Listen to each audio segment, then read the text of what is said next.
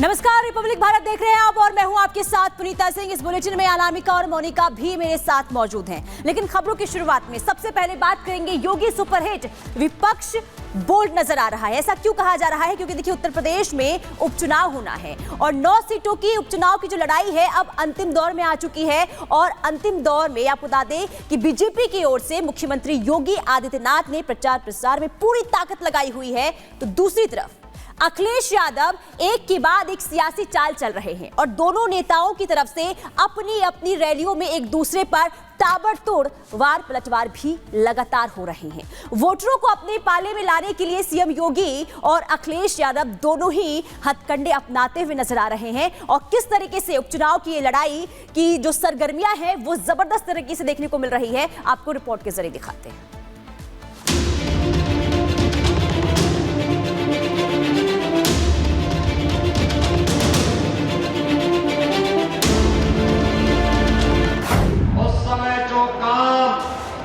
समाज को बांटने का मुस्लिम लीग कर रही थी, वही कार्य तो आज समाजवादी पार्टी आपके बीच में कर रही है। वो बांट करके राजनीति करना चाहते हैं, हम समाजवादी लोग पीडीए का नारा दे करके जोड़ करके राजनीति करना चाहते हैं। अखिलेश यादव जी मुद्दा विहीन है, गुंडों, अपराधियों, माफियाओं के समर्थक है। 3 दिन बचे हैं वोटिंग में, इसलिए प्रचार में शोर ज्यादा है। एक एक सीट पर जैसे जंग सी छिड़ी हुई है। उसने यूपी के इस उपचुनाव को मान सम्मान और प्रतिष्ठा की लड़ाई बना दिया है। देश का दुर्भाग्यपूर्ण 1947 में विभाजन हुआ, लाखों निर्दोष नागरिक काटे गए, लेकिन सत्ता में ऐश करने वाले अपनी राष्ट्रीय ठाट बाट के साथ सत्ता को अपनी पपौती बना करके आज भी जनभावनाओं के साथ खिलवाड़ करने में लगे हैं। यूपी उपचुनाव तो बहाना है, मकसद तो चुनाव जीतकर दमखम दिखाना है। इसलिए हार तो किसी भी नेता की कल्पनाओं में है ही नहीं और बड़ी जीत से नीचे कोई सोच नहीं रहा। अगर हम प्रतिशत के हिसाब से जीत को माने तो 100% समाजवादी पार्टी और इंडिया गठबंधन सीटें जीतने जा रहा है। और अगर गिनती के हिसाब से मैं कहूं तो इस उपचुनाव में 9 की 9 इंडिया गठबंधन और समाजवादी पार्टी जीतने जा रही है। सियासतदानों के लिए ये चुनाव मौका है हिंदुत्व के नए संस्करण बटेंगे तो कटेंगे की अग्नि परीक्षा का। 1947 में 10 लाख से अधिक हिंदुओं को क्यों कटना पड़ा था?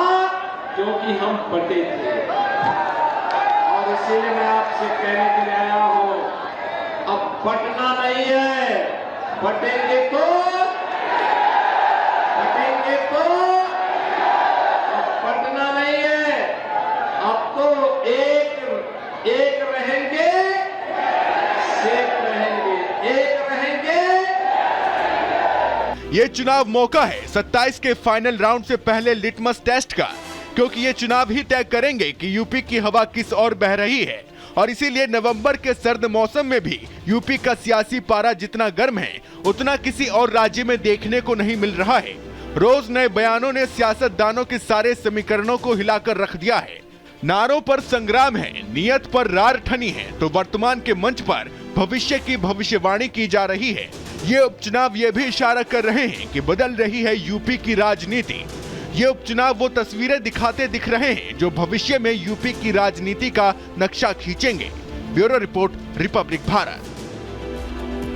तो उपचुनाव के बीच नेताओं में जुबानी जंग तेज हो चली। हालांकि इस बीच अखिलेश यादव के बयान को लेकर प्रदेश के डिप्टी सीएम केशव प्रसाद मौर्य ने बड़ा बयान दिया है। केशव प्रसाद मौर्य ने कहा है दरअसल कि अखिलेश यादव की संगति ही ऐसी है। अखिलेश यादव गुंडे, अपराधियों, माफियाओं के साथ रहते हैं, तो संत के बारे में आखिर क्या बोल रहा है उन्हें कैसे पता होगा। तो केशव प्रसाद मौर्य की ओर से अखिलेश यादव के बयान को लेकर के पलटवार किया गया है और क्या कुछ कहा गया है सुनवाते हैं आपको।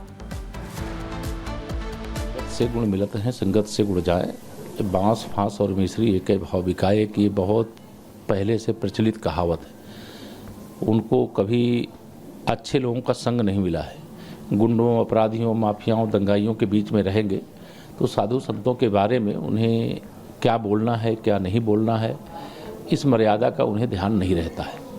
उत्तर प्रदेश के मुख्यमंत्री योगी आदित्यनाथ जी एक संत हैं और संत का अपमान न तो केशव प्रसाद बर्दाश्त करेगा, ना प्रदेश की जनता बर्दाश्त करेगी, ना देश की जनता बर्दाश्त करेगी। और इसका खामियाजा उन्हें चाहे उपचुनाव हो चाहे चुनाव हो उसमें उसे भुगतना पड़ेगा।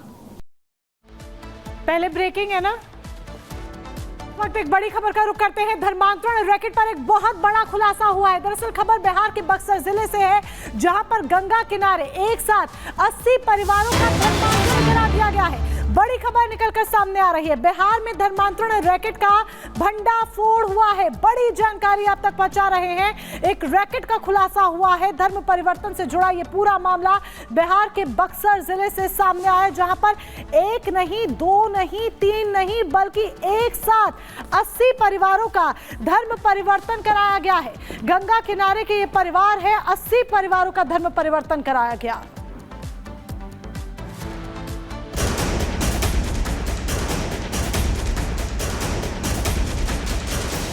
वर्षों से ये धर्मांतरण का मामला चलते आ रहा है। हमने किसी का धर्म परिवर्तन नहीं कराया और हम लोग सिर्फ बाइबल की शिक्षा दिए हैं। भोले भाले हिंदुओं का धर्मांतरण किया जा रहा। पहले गंगा में लगवाई डुबकी, सुहागिनों की मांग से धोया सिंदूर,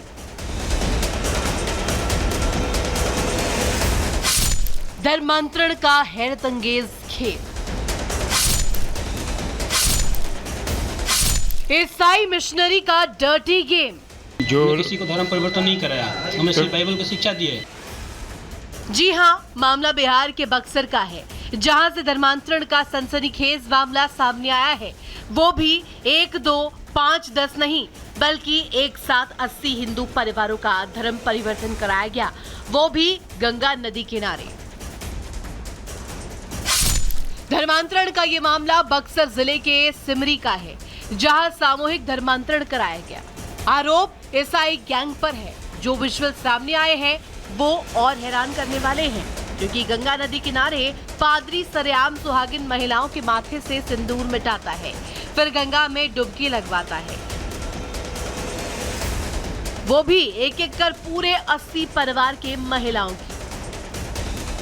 वर्षों से ये धर्मांतरण का मामला चलते आ रहा है।